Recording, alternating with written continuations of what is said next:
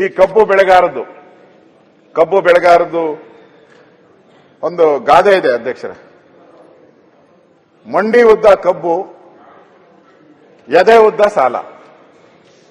ಮಂಡಿ ಉದ್ದ ಕಬ್ಬು, ಎದೆ ಉದ್ದ ಸಾಲ. ಈ ಕಬ್ಬು ಬೆಳೆಗಾರದು ಇದನ್ನ ನಾವು ಮೊನ್ನೆ ನೋಡಿದಿರಿ. ಬೀದಿಗಿಳಿದು ದೊಡ್ಡ ಹೋರಾಟ ಆಗಿ ರಸ್ತೆಗಿಳಿದು ನಮ್ಮ ಮಂತ್ರಿಗಳು ನನಗೂ ಫೋನ್ ಮಾಡಿದ್ರು. ಸೌಜನ್ಯಕ್ಕೆ ನನಗೂ ಒಂದೆರಡು ಸರಿ ಫೋನ್ ಮಾಡಿ ಈ ತರ ಸಮಸ್ಯೆ ಆಗಿದೆ, ಏನ್ ಮಾಡಬೇಕು ಅಂತ ನನ್ನ ಸಲಹೆ ಕೇಳಿದ್ರು. ನಾನೇನು ಇಲ್ಲ ಅಂತ ಹೇಳಲ್ಲ, ಅದಕ್ಕೆ ನಾನು ಧನ್ಯವಾದ ಹೇಳ್ತೀನಿ. ಆದ್ರೆ ಏನು ತಮಗೂ ಗೊತ್ತಿದೆ, ಏನ್ ಕಬ್ಬಿಂದ ರೈತರಿಗೆ ಲಾಭ ಬರ್ತಾ ಇದೆ ಅಲ್ಲ, ಸರ್ಕಾರಕ್ಕೂ ಲಾಭ ಬರ್ತಾ ಇದೆ. ಬರೀ ರೈತರಿಗೆ ಲಾಭ ಬರ್ತಾ ಇದೆ ಅನ್ನೋ ದೃಷ್ಟಿಯಲ್ಲಿ ನೀವು ನೋಡ್ತಾ ಇದ್ದೀರಾ ಅಷ್ಟೇ. ಸರ್ಕಾರಕ್ಕೂ ಲಾಭ ಬರ್ತದೆ. 2024 ನಿಮ್ಮ ವರದಿ ಪ್ರಕಾರ, ತಪ್ಪಿದ್ರೆ ಆಮೇಲೆ ಹೇಳಿ, 41 ಲಕ್ಷ ಟನ್ ಸಕ್ಕರೆ ಉತ್ಪಾದನೆ ಆಗ್ತೈತೆ. 41 ಲಕ್ಷ ಟನ್ ಅಂದ್ರೆ ರಾಜ್ಯದಲ್ಲಿ ಒಟ್ಟು 81 ಕೈಗಾರಿಕೆಗಳು, ಕಬ್ಬಿನ ಕೈಗಾರಿಕೆಗಳು ಇದೆ. ಕರೆಕ್ಟ್ ಅಂತ ಅನ್ಸುತ್ತೆ. ಕಬ್ಬು ಬೆಳೆಯುವ ಪ್ರದೇಶ 9.81 ಲಕ್ಷ ಹೆಕ್ಟೇರ್ ಇಷ್ಟಿದೆ ಅಂತ ನೀವು ವರದಿ ಕೇಳಿದ್ದೀರ. ನಾನು ಅದನ್ನೇ ಹೇಳಿದ್ದೀನಿ. ಎಚ್ ಕೆ ಪಾಟೀಲ್ ಅವ್ರು ನಿಮ್ದೇನು ಫ್ಯಾಕ್ಟರಿ ಇದೆಯಾ?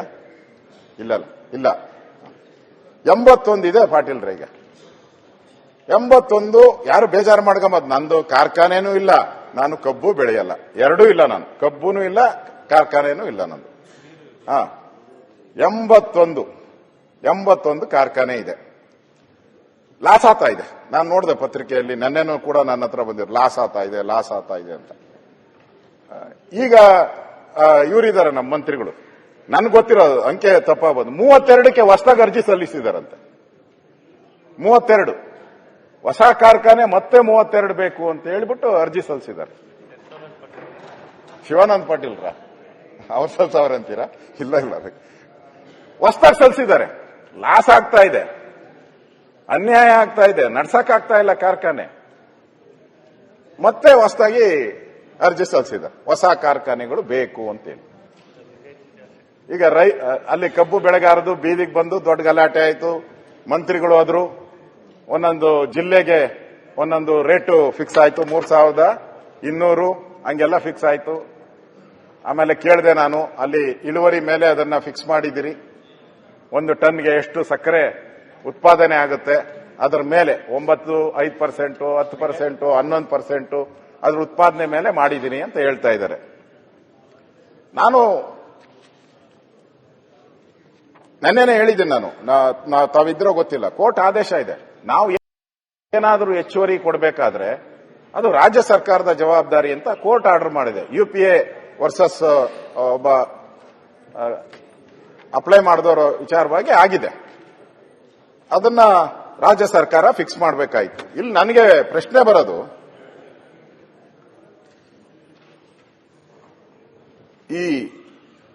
ಅವರು ರೈತರು ಕೇಳ್ತಾ ಇರೋದು 70-30% ಏನೋ ಮಾದರಿ ಕೇಳ್ತಾ ಇದ್ದಾರೆ ಅವರು.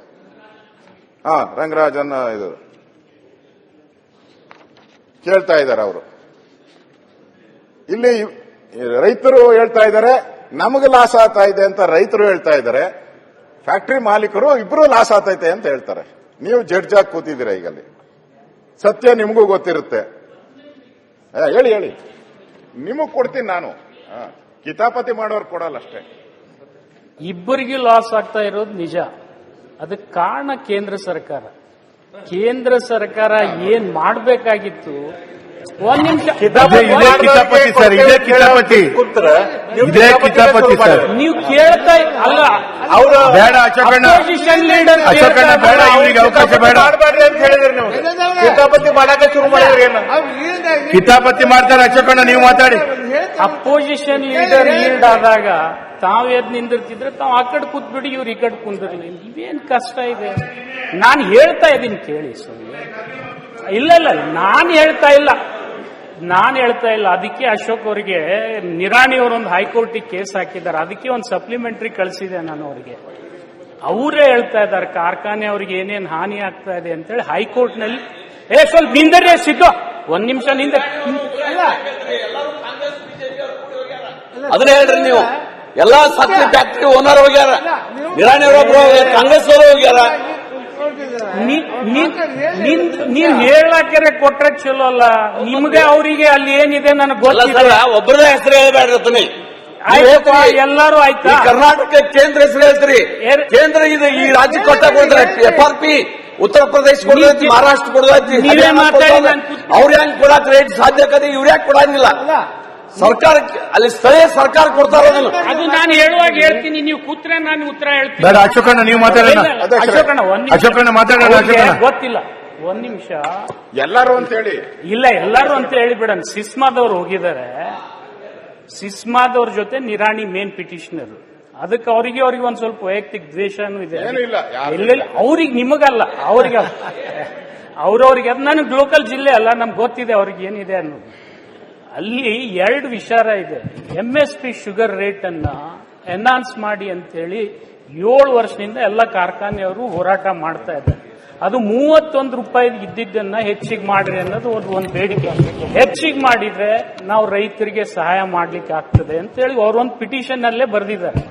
ಅದು 31 ಇದ್ದಿದ್ದು ಯಾವ ಬೇಸಿಸ್ ಮೇಲೆ ನೀವು ಬೇರೆ ಮಾಡಬಹುದು ಅಂದ್ರೆ, ಕಮರ್ಷಿಯಲ್ಗೆ ಒಂದು ರೇಟ್ ಮಾಡಿ, ಡೊಮೆಸ್ಟಿಕ್ಗೆ ಒಂದು ರೇಟ್ ಮಾಡಿ.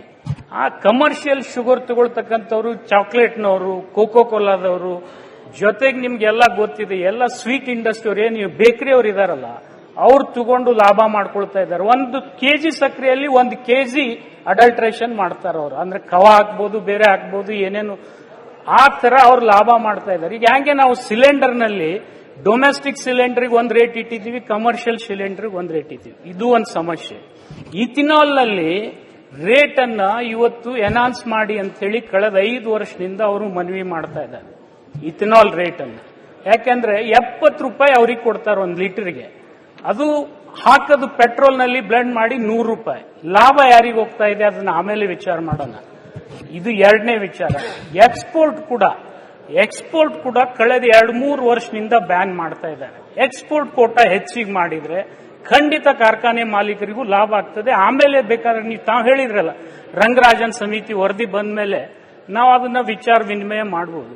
ಈ 3 ಸಲಹೆಯನ್ನ ಕೇಂದ್ರ ಸರ್ಕಾರ ಒಪ್ಪಿದ್ರೆ ಇಡೀ ದೇಶದಲ್ಲಿ ಇರ್ತಕ್ಕಂಥ ಸಕ್ಕರೆ ಕಾರ್ಖಾನೆಗಳು ಬದುಕ್ತಾವೆ. ನಮ್ಮೂ ಅಷ್ಟೇ ಅಲ್ಲ, ಇದು ನಮ್ಮ ಸೌತ್ ಇಂಡಿಯಾದಲ್ಲಿ ಇದಷ್ಟೇ ಪಿಟಿಷನ್ ಅಲ್ಲ. ಇದು ನಾರ್ತ್ ಇಂಡಿಯನ್ ಕೋರ್ಟ್, ಏನು ಮಹಾರಾಷ್ಟ್ರ ಹಿಡ್ಕೊಂಡು UP ತನಕ ಅವರು ಕೂಡ ಇದನ್ನೇ ಫೈಟ್ ಮಾಡ್ತಾ ಇದ್ದಾರೆ. ಅದನ್ನೊಂದು ಸ್ವಲ್ಪ ನೀವು ಡೆಲಿಗೇಷನ್ ಕರ್ಕೊಂಡು ಹೋದ್ರೆ ನಾವು ಬಂದು ಕನ್ವಿನ್ಸ್ ಮಾಡ್ತೀವಿ. ಅವಾಗ ರೈತರಿಗೆ ಏನ್ ಕೊಡಬಹುದು ನಾವು ಕೊಡ್ಲಿಕ್ಕೆ ಸಾಧ್ಯ ಇದೆ. ಈ ರೈತರು ಕಷ್ಟದಲ್ಲಿದ್ದಾರೆ, ಇದರಲ್ಲಿ 2 ಮಾತಿಲ್ಲ. ಅಧ್ಯಕ್ಷರೇ, ಈಗ ನಿನ್ನೆನೂ ಕೂಡ ನನಗೆ ಕಬ್ಬು ಬೆಳೆಗಾರರ ರೈತರ ವಿಚಾರವಾಗಿ ಬಂದಿದೆ. ಬೆಲ್ಲದ ಏನಾಯ್ತದು, ಯಾಕೆ ಕಪ್ಪು ಬಟ್ಟಿ? ಇವತ್ತು ಲಿಂಗಾಯತರ ಮೇಲೆ ಏನು ದೌರ್ಜನ್ಯ ಆಗಿತ್ತು, ಆ ದೌರ್ಜನ್ಯದ ಕರಾಳ ದಿನ ಇವತ್ತು 1 ವರ್ಷ ಆಯ್ತು. ಲಿಂಗಾಯತರ ಮೇಲೆ ದೌರ್ಜನ್ಯ ಆಗಿ ಅದ್ರ ಮೇಲೆ ಸರ್ಕಾರ ಒಂದು ವಿಚಾರಣಾ ಆಯೋಗ ಮಾಡಿತ್ತು. ಆಯ್ತು, ಈಗ ವಿಚಾರಣಾ ಆಯೋಗ ಈಗ ಮತ್ತೆ ಅಶೋಕ್ ಅವರೇ, ನೀವೇ ಕೇಳಿದ್ದ ಸರ್ಕಾರ ಹೇಳಿ ಏನ್ ಆಕ್ಷನ್ ಆಯ್ತು. ಯಾವುದೇ ಒಂದು ನೋಡಿ, ಸೀನಿಯರ್ ಮೆಂಬರ್ಸ್ ಇದ್ದೀವಿ, ಒಂದು ನಿಯಮ ಇದೆ, ನಾವು ಮಾಡ್ತೇವೆ. ಆಯ್ತು, ನಿಯಮ ಇದೆಲ್ಲ, ಯಾಕೆ ಈ ರೀತಿ ಮಾಡ್ತೀವಿ? ಯಾವ್ದು ಸೀನಿಯರ್ ಮೆಂಬರ್ಸ್ ಗೊತ್ತಿದೆ. ಈಗ ಕರಿಪಟ್ಟಿ ಹಾಕಿದ್ದ ಸರಿಯಲ್ಲ. ನೋಡಿ, ನೀವು ಡೆಪ್ಯೂಟಿ ಲೀಡರ್ ಆಗಿದ್ದೀರಿ, ನಿಮಗೆ ಗೊತ್ತಿದೆ. ಬಗ್ಗೆ ಹೇಳಿ ಅದು ಮತ್ತೆ ಚರ್ಚೆ ಮಾಡುವ. ಈಗ ಇದನ್ನು ಕಟ್ಟಿಯನ್ನು ಮಾಡಿ ಯಾವಾಗ ಚರ್ಚೆ ಕ್ಲಿಯರ್ ಮಾಡಿ, ಯಾವಾಗ ಚರ್ಚೆ ಕೊಡ್ತದೆ? ಆಯ್ತು, ಇದನ್ನು ಕೊಡ್ತೇನೆ. Your should be model to others. ನೀವು ಬೇರೆಯವರಿಗೆ ಮಾಡಿ ಯಾವಾಗ ಚರ್ಚೆ ಕೊಡ್ತೇವೆ. ನೆಕ್ಸ್ಟ್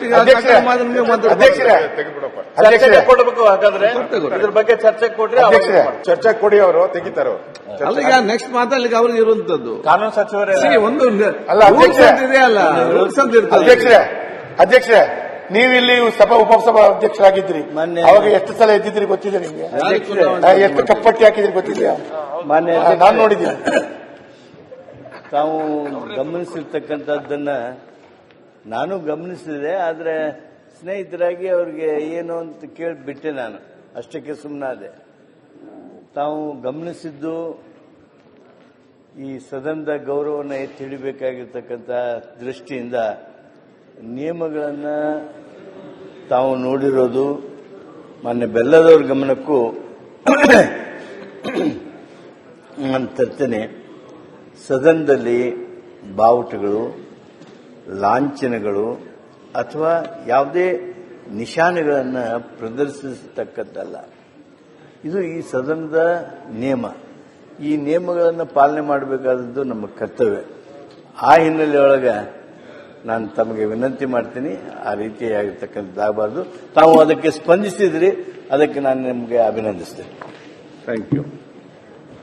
ಅವ್ರಿಗೆ ಯಾವ ಸಂದರ್ಭದಲ್ಲಿ ಅವಕಾಶ ಕೊಡಿ ನಮ್ಮ ಉಪನಾಯಕರಿಗೆ. ಸಮರ ಅವ್ರು ಸೆಳೆದಿದ್ದಾರೆ, ಈಗ ಗಮನ ಸೆಳೆದಿದ್ದಾರೆ. ಇಲ್ಲ, ಒಳ್ಳೇದಲ್ಲ. ಲೀಡರ್ಶಿಪ್ ಅಂದ್ರೆ ಅದೇ. ಆಯ್ತು, ಮುಂದುವರಿಸಿ. ನೀವು ಕಿತಾಪತಿ ಮಾಡಬೇಡ ಅಂತ ಕಿತಾಪತಿ ಎಲ್ಲ ಉತ್ತರ ಕನ್ನಡ ಬಗ್ಗೆ ಚರ್ಚೆ ಆಗಲಿ. ಅದರಿಂದ ಈಗಾಗಲೇ ಸಚಿವರು ಅದ್ರ ಬಗ್ಗೆ ಮಾತಾಡಿದ್ದಾರೆ. ನಾನು ಹೇಳುವಂಥದ್ದು, ಇಲ್ಲಿ ಮಾಲೀಕರು ಅವ್ರದ್ದು ನೋಡಬೇಕು, ಅದು ಬೇರೆ ಪ್ರಶ್ನೆ. ಆದ್ರೆ ಹೆಚ್ಚಾಗಿ ನಾವು ರೈತರ ಕಡೆ ಗಮನ ಕೊಡಬೇಕು. ಅವ್ರಿಗೆ ಆಗ್ತಾ ಇರೋ ಅನ್ಯಾಯ ಆದರೂ ಸರಿಪಡಿಸ್ಬೇಕು. ತಾವು ಹೇಳಿದ್ರಿ ಎಲ್ಲ ಕಡೆ ವೇಯಿಂಗ್ ಮಿಷಿನ್ ಇದೆಯಲ್ಲ, ಅಲ್ಲೇ ಮೋಸ ಮಾಡ್ತಾರೆ ಅಂತ.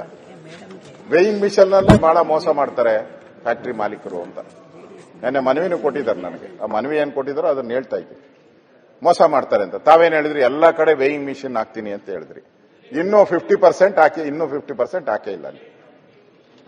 ಇನ್ನು ಹಾಕ್ಬೇಕು. ಟೆಂಡರ್ ಕರೆದಿದ್ದೀನಿ ಅಂತ ಹೇಳಿದ್ದೀರಾ, ಹಾಕ್ಬೇಕು. ಅದು ಮಾಡಿದ್ರೆ ಇನ್ನೊಂದು ಸ್ವಲ್ಪ ಅವ್ರಿಗೆ ಅವಕಾಶ ಸಿಗುತ್ತೆ. ಅದೇ ರೀತಿ ಇಲ್ಲಿ ಮಿಷನ್ ಕಟಾವ್ ಮೂಲಕ 6% ಏನೋ ಕಟ್ ಮಾಡ್ತಾ ಇದಾರಂತೆ. ಮಿಷನ್ ಕಟಾವ್ ಮಾಡಿದ್ರು, ಯಾಕಂದ್ರೆ ಮಿಷನ್ ಕಟಾವ್ ಮಾಡಿದ್ರೆ ಕ್ಲಿಯರ್ ಆಗಿ ಹೋಗುತ್ತೆ, ಅದು ಯಾವುದೂ ವೇಸ್ಟೇಜ್ ಬರಲ್ಲ. ಅಲ್ಲೂ 6% ಕಟ್ ಮಾಡ್ತಾ ಇದ್ದಾರೆ. ಅದ್ರ ಬಗ್ಗೆನೂ ಅವ್ರು ಮನವಿ ಕೊಟ್ಟಿದ್ದಾರೆ. ಅದರಿಂದ ಅವ್ರಿಗೆ ಎಲ್ಲಿ ತೂಕದಲ್ಲಿ ಏನ್ ಮೋಸ ಆಗ್ತಾ ಇದೆ, ಮತ್ತೆ ಕಟಾವು ಮಾಡೋದ್ರಲ್ಲಿ ಏನಾಗ್ತಾ ಇದೆ, ಅವ್ರದ್ದು ಹಳೆ ಮಾದರಿ ರೆವಿನ್ಯೂ ಶೇರಿಂಗ್ ಫಾರ್ಮುಲಾ RSP 70-30 ಏನ್ ಸ್ಕೀಮ್ ಕೇಳ್ತಾ ಇದ್ದಾರೆ, ಅದನ್ನ SAP ಅದ್ರ ಕಡೆನೂ ಮಾಡಬೇಕು. ಮತ್ತೆ ಸುಟ್ಟು ವಿಚಾರ ಏನಿದೆ, ಸುಟ್ಟದ್ದು ಅಂತೇಳಿ ಬೆಂಕಿ ಬಿದ್ದರೆ ಸುಟ್ಟೋದ್ರೆ ಏನು ಅಂತ ಲಾಸ್ ಆಗಲ್ಲ, ಅದಕ್ಕೆ 25% ಕಟ್ ಮಾಡ್ತಾ ಇದ್ದಾರೆ ಅಂತ ಫ್ಯಾಕ್ಟ್. ಇದು ಕೂಡ ಅವ್ರ ಬಗ್ಗೆ ನೀವು ಗಮನ ಹರಿಸಬೇಕು ಅನ್ನೋದು ತಮಗೆ ನಾನು ಹೇಳ್ತಾ ಇದ್ದೀನಿ.